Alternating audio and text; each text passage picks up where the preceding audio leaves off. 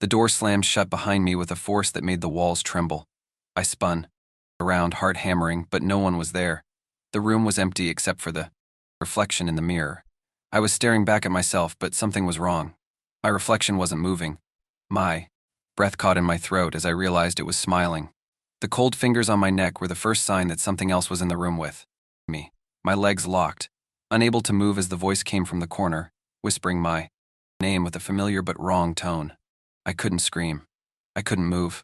Then, a shadow crossed the room, and it wasn't mine. The night was still, heavy with silence. The fluorescent lights above buzzed, flickering. Every few seconds, I sat behind the counter, my eyes drifting over the empty parking lot, through the cracked window. The occasional gust of wind rattled the panes, but the motel felt like it hadn't seen life in years. It was just me, the old leather chair, and the unsettling sense that something in the building was waiting for me to notice. The soft chime of the doorbell snapped me out of my thoughts. A guest had arrived. He was tall, his face hidden under the brim of a faded cap. He walked up to the desk slowly, his footsteps echoing in the empty space.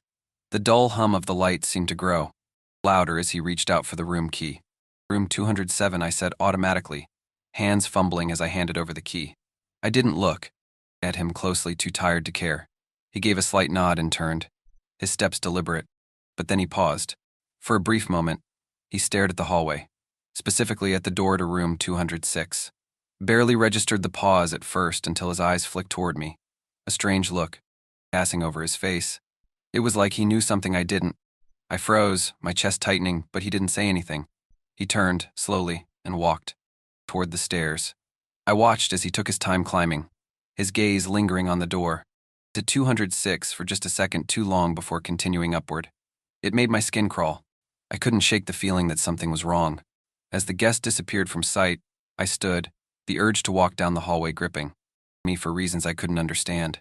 I glanced over at the drawer where the room keys were kept. Room 206 was there, the key lying alone on top, almost too noticeable. Didn't want to touch it, but my hand moved on its own. I gripped the key. It felt heavier than it should have, the cold metal pressing into my palm as if it were alive and breathing. I stood at the bottom of the stairs, staring up at the door. The hallway beyond it was empty, quiet, but the room itself seemed off. The air felt denser around 206. There was no reason to be drawn to it, no reason for my heart to pound in my chest at the thought of it. But I couldn't stop looking. The pull was undeniable, like something was calling to me from within the room. Something in the silence was waiting. I shook my head, trying to shake the feeling. Just the weight of the night. Nothing more. But deep down, I wasn't so sure. I didn't plan on going back to room 206.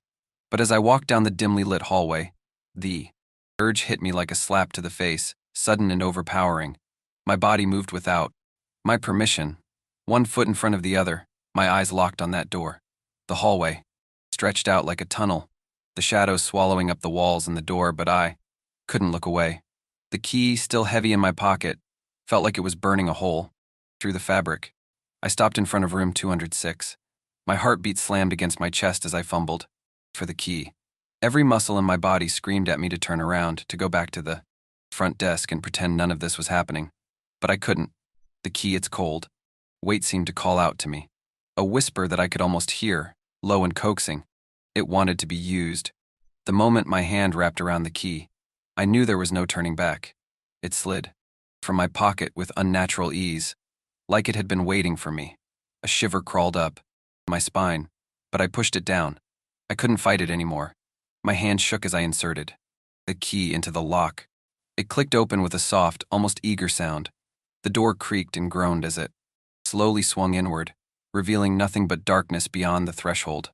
A stale, oppressive air rushed out, cold enough to make me flinch. I hesitated, my breath shallow, my body stiff with dread. Something was wrong. I could feel it in my bones, deep in the marrow. I stepped inside. The room was large, but the darkness swallowed up the space.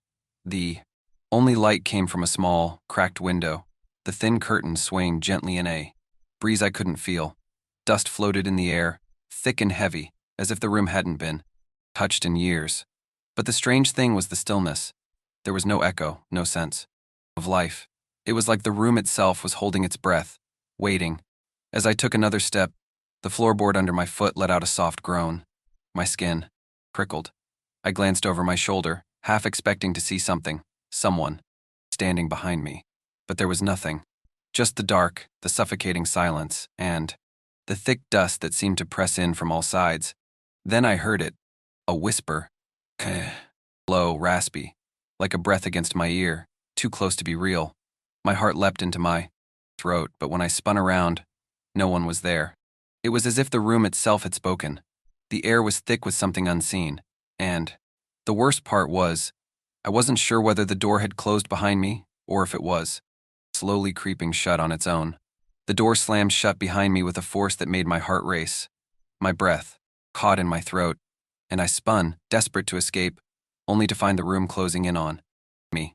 The air felt thick, suffocating, like the walls themselves were pressing inward, urging me to stay. I reached for the door, but it was no use, it wouldn't budge. My fingers slipped against the cool, smooth handle, unable to find purchase as panic rose within. For me, the room was silent, too silent, and my pulse pounded in my ears. The bed, the moth-eaten armchair, the flickering light overhead, all of it felt wrong, like it was watching me. My gaze snapped to the window, the dull light of the street lamps casting long shadows on the floor. But that's when I saw it. A reflection. At first I thought it was mine. But no, it couldn't be. There was something behind me. Something standing in the corner of the room. I froze. My heart stuttered. I couldn't bring myself to turn around. Every inch of me screamed to run, but my legs felt like stone. The figure in the reflection wasn't mine. The face, no. The shape of it was wrong. It was blurry, indistinct. But it was there. A silhouette in the dim light, dark and shifting like smoke, just out of reach. It hovered just behind me, close enough that I could feel its presence. But when I spun around, there was nothing. Nothing but the empty room. I let out a shaky breath. My legs felt weak, my hands trembling as I reached out to touch on the walls. The air was cold now, colder than before. I could see my breath misting in front of me. That's when I heard it. The soft, unmistakable sound of fabric moving. The bed creaked, groaned under an unseen weight, as though someone had just sat down. I turned so fast my neck cracked, but there was nothing. Nothing but the wrinkled sheets and the oppressive stillness. No one was there, but I could still hear the faintest sound, like the slow, deliberate inhale of someone in the room with me.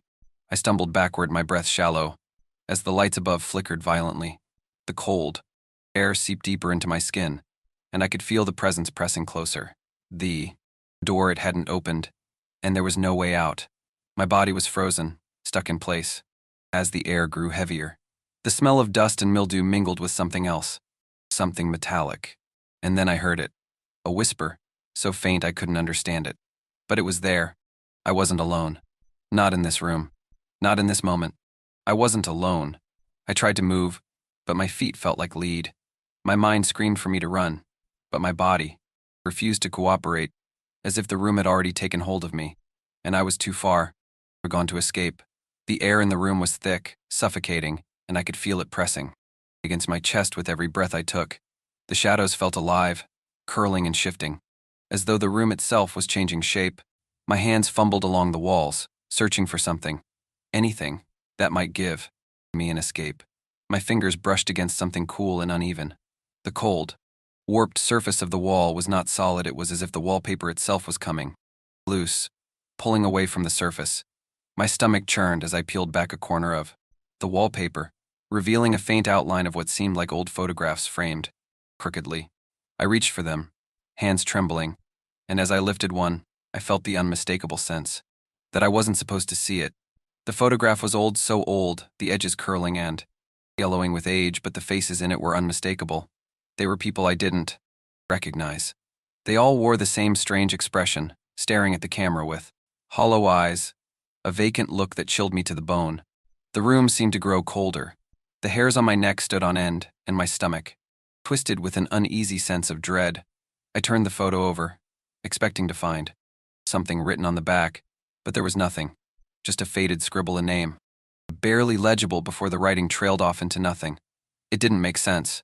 Who were these people? Why were they all in the same room? I noticed more photographs lining the wall, rows of them, each one featuring someone different.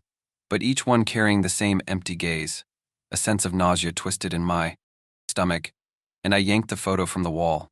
It fell to the floor with a dull thud, and as it hit the ground, I spotted something behind it, a small, weathered journal. I opened it, heart pounding in my throat, and the brittle pages crackled under my fingers.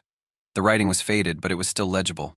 The entry was dated from the 1980s, from someone who had worked the night shift at this very motel. "The room is forbidden," the first line read. My pulse quickened as I read on. I didn't believe the stories. But now I understand. The key calls to you, draws you in. Once you open the door, it's too late. You'll feel it. The madness will find you. The last words were scrawled in a hurried, frantic hand. The room is not empty. It has never been empty. I felt a cold shiver crawl up my spine as I snapped the journal shut. The walls seemed to close in, my breathing shallow and rapid. The room felt smaller, suffocating. A terrifying realization hit me like a wave. The room had never been empty.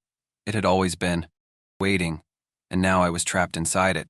I turned to the door, my only hope for escape, but the handle didn't budge. It was locked.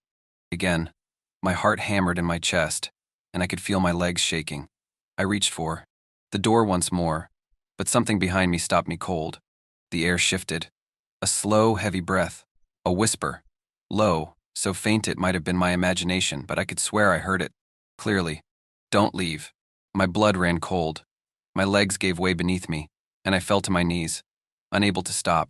The overwhelming feeling of dread that flooded my senses. Something was in the room, with me.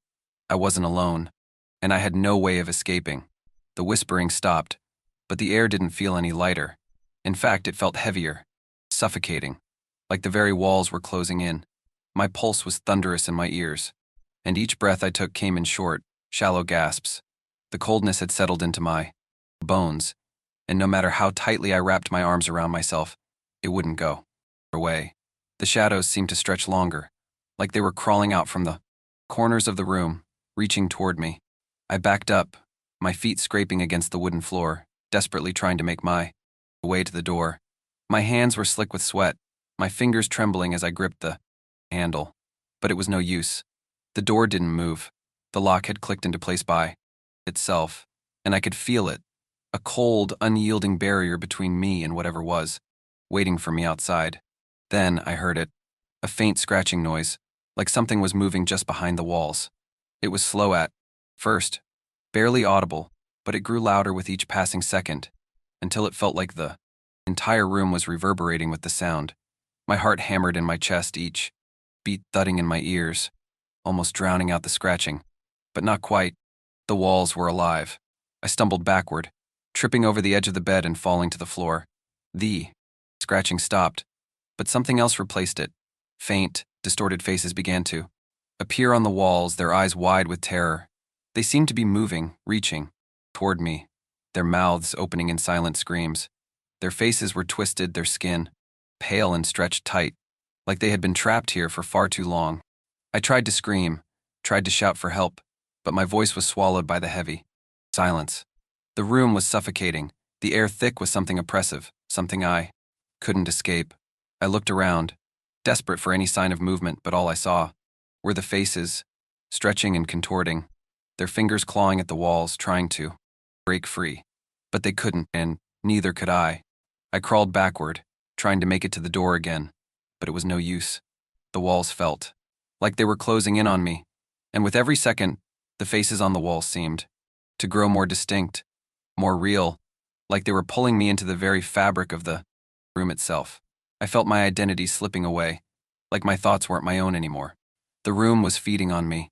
It wasn't just trapping me physically, it was trapping my mind, my very soul. The longer I stayed, the more I would become like them, one of the faces, lost and screaming in the walls, forever a part of this cursed place.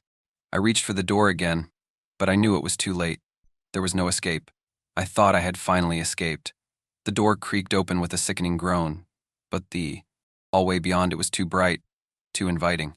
I stumbled forward, my hands outstretched, desperate for freedom. But when I stepped across the threshold, a rush of cold air hit me, freezing me in my tracks. The hallway was empty, eerily silent, but something wasn't right. A figure appeared at the end of the corridor, emerging from the shadows like a mirage. The soft shuffle of their footsteps echoed in the stillness, growing louder as they drew closer. My heart pounded in my chest, but I couldn't move, couldn't scream. The figure's face was obscured by a shadow, their posture stiff and unnatural, like a puppet on strings. As they drew nearer, I realized that I knew this person.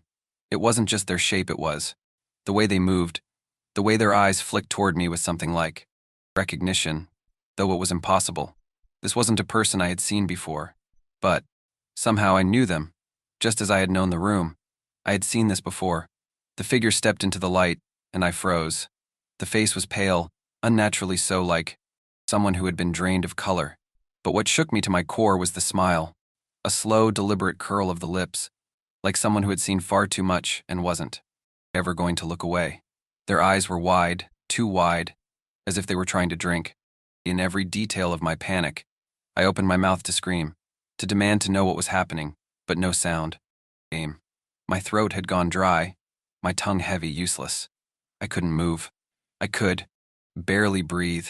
The figure reached out, their hand cold and unnatural, grasping the doorframe as though it were some kind of anchor, something to keep them grounded in this place.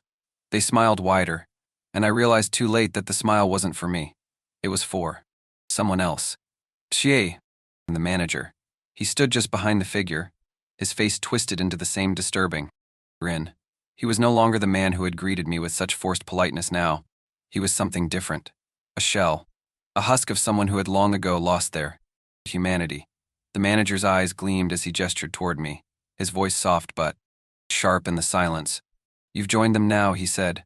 The words were a promise. "You've become part of the cycle." The realization hit like a physical blow. The room, the key, the endless whispers, they had all been leading to this moment. I wasn't free. I wasn't escaping. I had become part of the nightmare.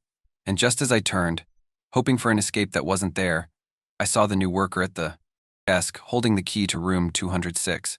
They were the next. The door slammed behind me, and I knew. The cycle was starting again.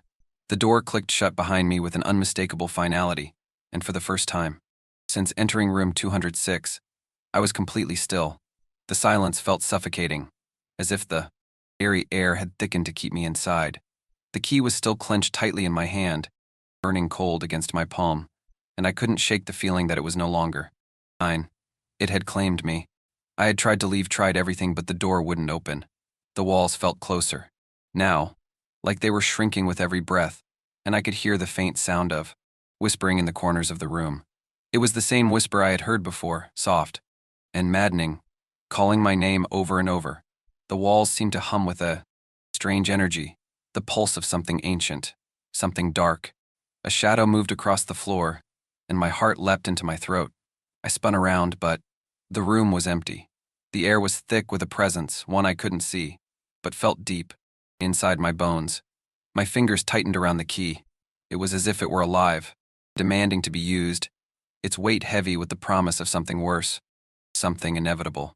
The door creaked, as though something on the other side was trying to push through. The scratching sound from the walls returned, louder now, more frantic. I stumbled backward, my pulse racing, the hairs on my neck standing on end. I could hear the faint sounds of voices, dozens of them, murmuring from all around me, growing louder by the second. I couldn't make out their words, but I knew what they meant. The room was hungry. I backed into the corner, but it didn't matter. The room had no corners, no edges.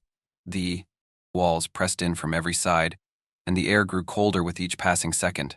I could feel the presence behind me, close enough to touch, but when I turned, there was nothing. Only the flickering light above me, casting strange, distorted shadows on the walls. The door, the one I had been hoping to escape through, moved. It groaned open, just a crack. I rushed toward it, but as I reached the threshold, a hand shot out from the darkness, cold and firm, grabbing my wrist with a grip that felt like death itself. I screamed, but no sound escaped. My vision blurred, and the room spun. Then, in the silence that followed, the whisper returned, clearer now. "You're one of us now." The key in my hand slipped from my grasp, falling to the floor with a dull thud. And in that moment I knew. The room had claimed me, just as it had claimed all those before me. No one escapes room 206, and no one ever will. Are you sure you're alone as you finish this story? Or is something watching from the shadows? Keep an eye on your door tonight. You never know who or what might be waiting for you on the other side.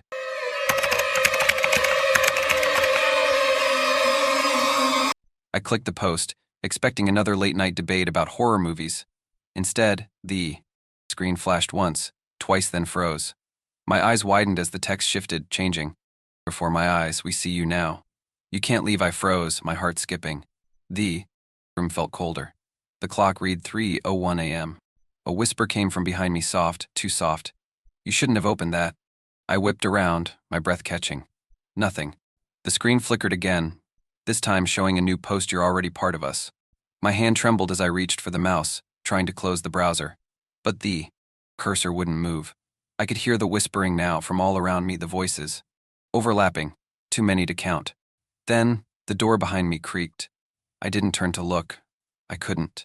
The whispers were getting louder, closer. I was not alone. And now, neither was I. The screen flickered again. A shiver ran through me. A cold, crawling sensation that made my skin tighten. I glanced at the clock, 3:15 a.m. I had been awake for what felt like days, my body numbed by fear, my mind racing in circles. The words on the screen from the post kept echoing in my head. You see us now. You don't know how far we've come. I hadn't even hit send on my response yet, and already they were one step ahead, watching. I quickly scrolled down to the older threads, hoping for something, anything that could explain this strange, suffocating feeling creeping over me. As I read through the posts, my eyes started to blur, the words blending together in a haze of nonsense and unsettling phrases. But it wasn't just nonsense, it was patterned. There were dozens of threads, each one linked by the same cryptic language, odd phrases scattered throughout. The same unsettling references: I see you, we hear you, can you feel us? The shadows? The ones who wait. Every time I clicked on a new post, the comments would be a little more fragmented, a little less coherent. They spoke in riddles, sometimes responding to questions that no one had asked. Some threads seemed like normal discussions, but every one of them had a shift, a moment when things turned wrong. One post stood out to me, one that looked different. You're not supposed to know. You're not supposed to be here. I clicked on it. My hand was shaking, but I couldn't stop. Something deep inside me urged me to continue. The thread seemed to have started as a normal conversation, but the replies had become frantic, distorted. The user who had started it wrote, "They are here. Can't you hear them? They're watching. You, waiting. You can't leave, not now. Not anymore." I quickly scrolled past it, but the words seemed to hang in the air, pressing in on me, choking the room with their presence. My stomach twisted, an ice-cold knot tightening in my gut. My finger hovered over the keyboard. Do I respond? Before I could stop myself, my eyes caught the bottom of the page. There, as if waiting for me, was the original post. The same words I had read earlier: you see us now. I felt my heartbeat in my throat. There was a new comment beneath it. We've been watching you. A cold chill ran through me. I snapped my gaze to the window. Nothing was there. My breath caught in my chest. The room felt too still, too quiet. I quickly clicked away from the forum, my mind racing, but the whispers began then.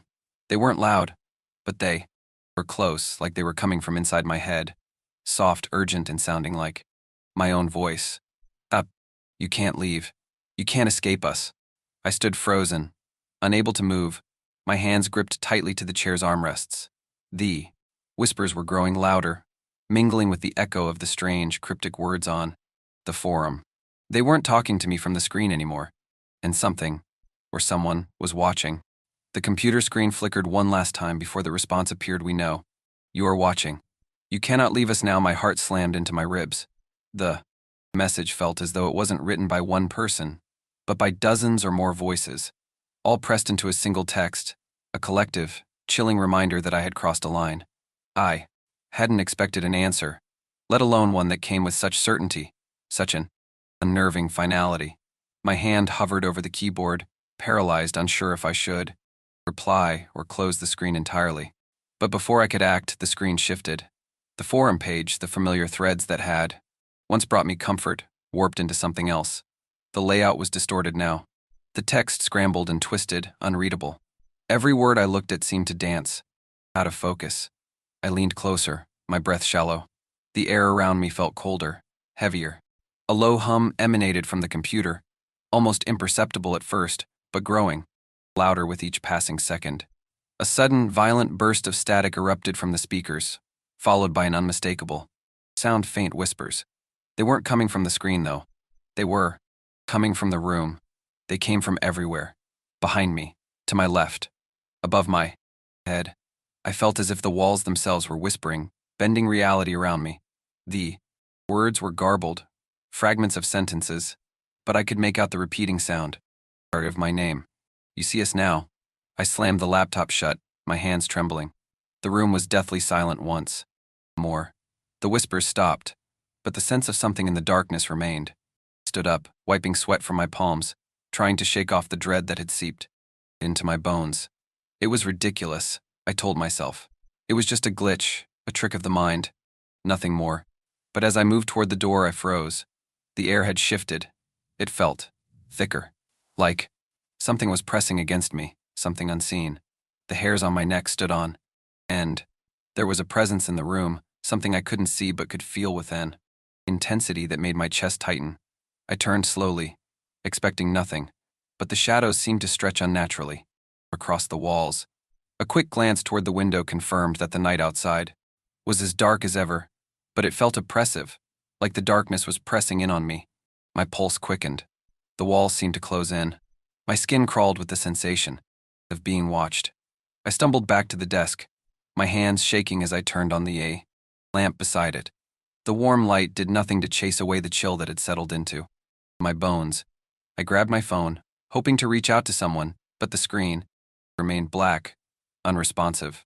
I wasn't alone, and the silence of the room wasn't a comfort anymore. It was a warning. The room felt tighter, as though the very walls were closing in around me. I hadn't slept. In days, the pull of the forum growing stronger each hour. The whispers from the computer still echoed in my head, impossible to escape. The faces, the usernames, all felt like they were following me, lurking in every corner of my mind. It was only a matter of time before I would confront whatever had been dragging me deeper into this nightmare. The thought of stopping, of turning back, didn't even occur to me anymore. I opened my laptop again. The familiar glow of the screen was both a comfort and a threat. I had to know what was happening. I had to understand. The forum was quiet at first, as it always was during the late hours. But then, something changed. The same user from before, the one who had started it all, had posted again. It's time to see the truth. My fingers hovered over the keys as I clicked on the thread. A sense of dread pooling in my stomach. The screen flickered once, twice, and then a new page loaded. This time, the entire forum was filled with new users, ones I hadn't seen before. Their usernames were strange, filled with random letters and symbols, the kind that made no sense but somehow felt unsettlingly familiar. The threads were full of cryptic responses, nonsensical phrases that twisted the conversation into something I couldn't follow. Do you see us now? We've been waiting. You've always been one of us. Their words bled together in a grotesque symphony of madness, and I could feel it. Something was wrong, horribly wrong. These weren't just people anymore. These were things. I didn't know what they were, but I felt their presence all around me. It was like the entire world had shifted, and I was no longer alone in the room. Suddenly, my screen began to glitch. The bright colors flashed like a strobe light, almost blinding me.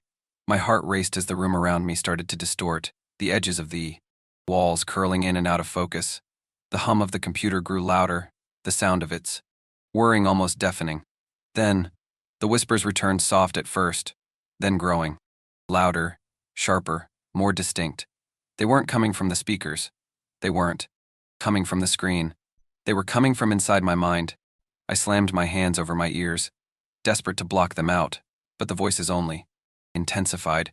You can't escape. You are already ours. The words echoed inside my skull, pressing against my temples, squeezing my head like it was a vice. The truth hit me like a physical blow. The people I'd been communicating with, those users, those strange, cryptic voices, weren't people at all. They weren't human. They were something else, something far darker, and I had been pulled into their world piece by piece. It wasn't a forum. It wasn't just an online space.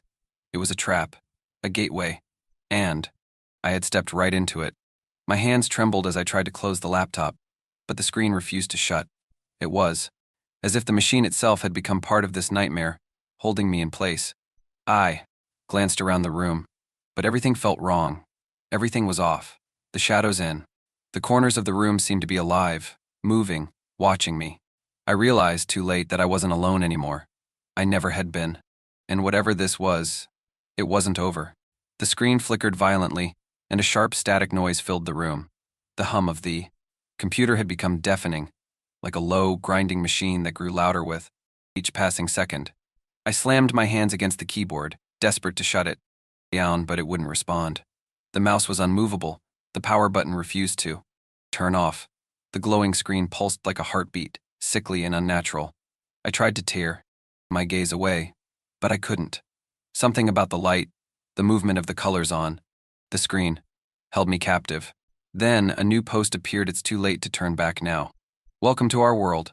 The words didn't just appear on the screen, they echoed in my ears, as though they were spoken by hundreds of voices, overlapping, muttering from the corners of the room. A chill ran through me. My hands were cold, shaking violently, but I couldn't move them away from the keyboard. I felt something shift in the air. The room felt wrong. The walls were no longer just walls, they were breathing, pulsing, warping in and out of shape like soft clay under pressure. I turned to the window, but it wasn't the view I expected. The sky outside was a deep, unnatural black, and the streetlights flickered erratically, casting long, twisted shadows that crawled across the floor. I could feel that something was moving around me, something I couldn't see, but could sense. The shadows didn't make sense. They stretched at impossible angles, their forms distorting and shifting, just like the walls. I tried to stand up, to move, but my legs wouldn't obey. I was rooted to the spot. The whispers grew louder, more distinct, each one jagged and sharp, like a knife scraping against my brain. We've been waiting for you. The words were becoming clearer now, no longer just whispers, but a full-on chorus of voices too many to count speaking all at once. The intensity of their words felt like they were trying to tear through my skull. My heart pounded in my chest, and I could feel the blood rush to my ears, drowning out everything but the voices. I turned back to the screen. The image had changed, no longer a forum, no longer just text on a page. It was a portal, a swirling mass of darkness and light, like a black hole, pulling everything around it. And from that hole, eyes appeared. Hundreds, thousands. Eyes staring back at me, cold, empty, hungry. It clicked. The forum had never been a place for discussion. It wasn't just a website. It was a doorway, a gateway into something far darker. The realization hit me like a punch in the gut. I wasn't just a participant in some online discussion. I had crossed over. I was in their world now, and I wasn't getting out. We're waiting for you. And the others. The last thing I saw before the screen went black were those eyes, empty, endless, and full of hunger. I woke up the next morning to an unsettling silence. The house was too quiet, too still. The usual hum of life, the distant buzz of the refrigerator, the soft ticking of the clock was absent. It was as if time itself had stopped. I stood there for a moment, in the middle of the room, just listening, waiting, but there was nothing. I shook my head, trying to shake the lingering fog of the night before. Maybe it was just the stress, the lack of sleep. I walked through the house, moving from room to room, each one colder than the last. The walls seemed to press in on me, and the familiar spaces felt alien, like I no longer belonged in them. I tried to breathe, to steady myself, but it didn't help. There was something wrong that I couldn't put my finger on. The shadows felt longer, darker. The air felt heavier, like it was pulling me down. It wasn't until I sat down at my computer that I truly realized. I clicked on the browser, expecting a moment of comfort, a sign that the world outside was still turning as it should. But the page that loaded wasn't the usual homepage I'd seen countless times before. It was the forum. And there, at the top of the page, was a new post. It was from me. Me. Or rather, it was from my username. But it wasn't me. Not anymore. I've been waiting for you. You see us now. The words burned into my mind, each letter feeling like a pulse in my skull, like a whisper clawing at the edges of my thoughts. The cold crept back into my bones. I felt. My heart stopped, my breath hitched in my chest. This wasn't real. It couldn't be real. But as I stared at the post, I felt it. The hairs on the back of my neck stood up, and the room around me seemed to warp and bend. The shadows that had once seemed harmless, familiar, now seemed alive, watching, waiting. I tried to close the screen, to shut the whole thing down, but the mouse wouldn't move. The cursor sat there, blinking in place, as though it too was waiting for something. The whispers, the ones I had thought I had escaped, returned. Louder this time. Closer. You can't leave. You're already part of us. The room began to darken, and I could feel them in the corners of the room, in the walls, in the very air around me. I wasn't alone anymore. They were here, and there was no escape.